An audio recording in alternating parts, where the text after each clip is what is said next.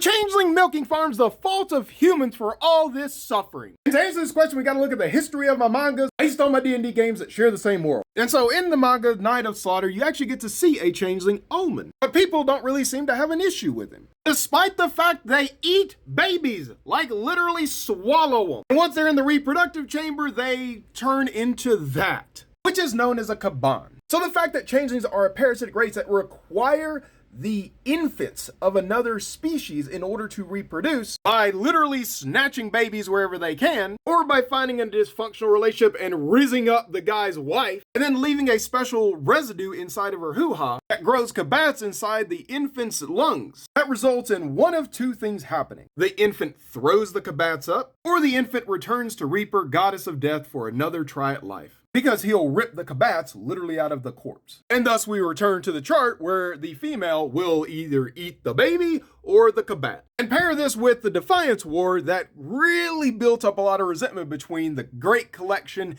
and the Forest of Aneru, because changelings were used as spies and saboteurs, which created almost like a Red Scare situation in the Great Collection, because you never knew where a changeling was. And the people of the Elden Forest and the changelings hated mortals of the Great Collection, because they would use tactics like burning 6.6 Texas's worth of forest. And you could thank Lady Petals for that attack right there, because that was all her. But is it just like the humans that are doing all of this? No, not at all. And the milking farms aren't even the worst thing species have done to each other. Like the forest elves and the orcs turned goblins from a sentient race into what you would traditionally see in fantasy. And the main species that are trying to return goblins back to how they used to be are the humans and dwarves, because it's their people that are getting absolutely wrecked. Let's not forget what they do to fairies. Literally dip them in some sauce before you munch them down. And the fairies have had their bones literally softened, so they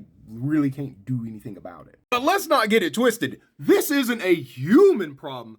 This is a society problem. Like, people in the Great Collection hate the followers of the planar spirits, which are basically like Mother Nature and gods, like a Neru. It doesn't matter if you're an orc, a forest elf, a dwarf. If you follow them, you are not people. That's why that guy is selling an orc arm in the open market, because they have sown so much hatred into their civilians that eating fairies and torturing the changelings for their syrup is seen as a patriotic thing. And if you're a druid or shaman, you might as well be a monster, because they are not going to give you mortal rights.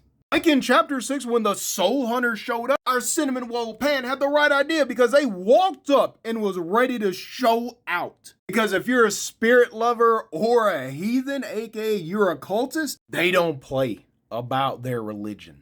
And they use the mortal soul religion to reinforce that hatred that was all started back in the Defiance War. Like, you guys thought people hated the Deep Stalkers? I gotta grab a copy or read these free chapters to figure it out. Or you can grab a Ruby Gold sub to support the mating manual that'll go all over the history of the changelings.